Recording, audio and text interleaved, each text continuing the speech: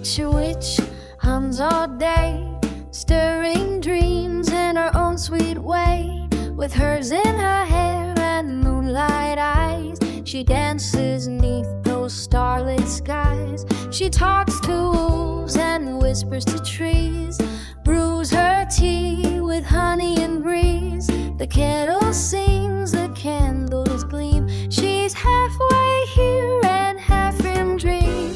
Her laughter charms the ghostly crowd. The spirits giggle soft, not loud. For Kim knows magic soft and kind. It grows in heart and open mind. So if you smell spice and silver light, and hear soft howls in the velvet night, you'll know that Kim's been passing through with a pinch of love and a spell or two.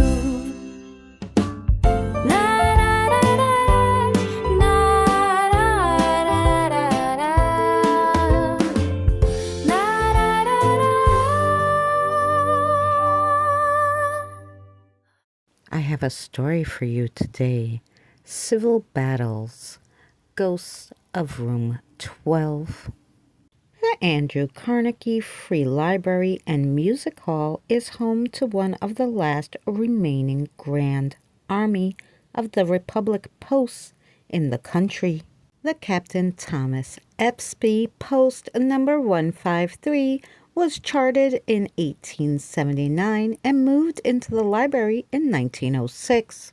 When the last Civil War veteran member died in 1938, the room was locked and left undisturbed for 50 years as a virtual time capsule. Not only does it house invaluable artifacts, but the room itself provides a unique historical record of the first part of the century. It was meticulously restored in 2010.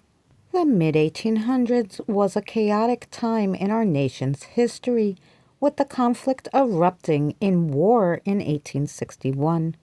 Over 600,000 people perished by the time the Civil War had ended, substantially more than any other conflict in our nation's history. The Civil War Room was where veterans gathered to share their stories and memorabilia of the bloody war. In the room, there are hundreds of historical artifacts that were largely donated by the soldiers themselves and their family members. Beyond the artifacts themselves, there are also exhibits that have stories behind each one and who they belong to, which brings the past to life through their eyes. Some of the post's items include drums carried into battle, uniforms worn in battle, swords used in actual combat, rifles and other weaponry, bullets that provided a fatal blow, and the stories behind them. There is also a plethora of documents, photos, post records, and other interesting historical memorabilia. The Civil War veterans of this post were understandably proud of their role in history and wanted to preserve it. And that brings us to the story of Michael Anderson. Michael Anderson was born on November 16, 1825 in Scranton, PA. Later, Michael moved with his parents to New Milford County, PA. Michael went to school there and became a lawyer. When Michael was 22, he married his wife Clarabelle, age 19. Everything was going great until the Civil War broke out April 12, 1861. In early fall 1862, Michael joined the Union Army. He was assigned to 151 Pennsylvania Infantry Regiment, Company A. His regiment was sent to Harrisburg, PA to Camp Curtin for training. After training, they were muster rolled for 9 months of service. His infantry later joined the 105th Pennsylvania Regiment Volunteer Infantry Company 12, best known as the Wildcat Regiment, from Brookville, PA. They then proceeded to Gettysburg to fight for the Union Army. Initially, it was to preserve the Union and then to help free the slaves from the Confederacy after President Lincoln issued the Emancipation Proclamation in 1863 to free slaves in the Confederate territories. Michael had a brother whose name was Brandon. Brandon fought on the Confederate side because he believed in slavery. One day, when Michael was trying to help free some slaves, his neighbor Elijah stabbed Michael in the right side, right in the area where his neck and shoulder met.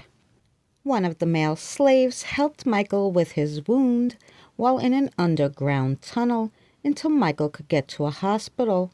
Michael's recovery took about 6 months in the hospital. While he was there, his wife and his brother Brandon had an affair because they believed Michael was deceased.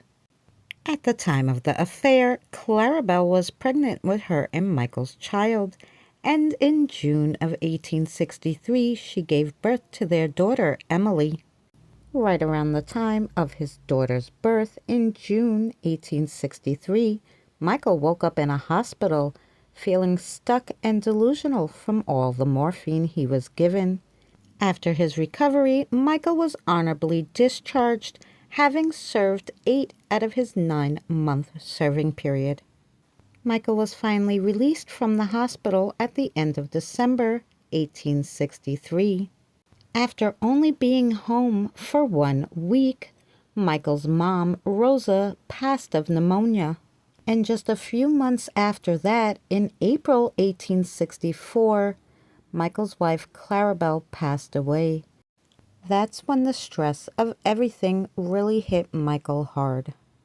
Being wounded and then missing the birth of his daughter and not getting to see her until she was 7 months because he was in the hospital, his mother and wife passing away, and then finding out about the affair, Michael felt like he just couldn't go on.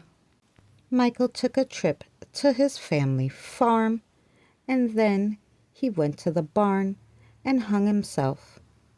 His brother Brandon was then left to raise their daughter Emily. After his death, Michael regretted what he had done and still roams the Civil War room known as Room 12 in the Carnegie Free Library and Music Hall because his jacket, hat, and boots are located there.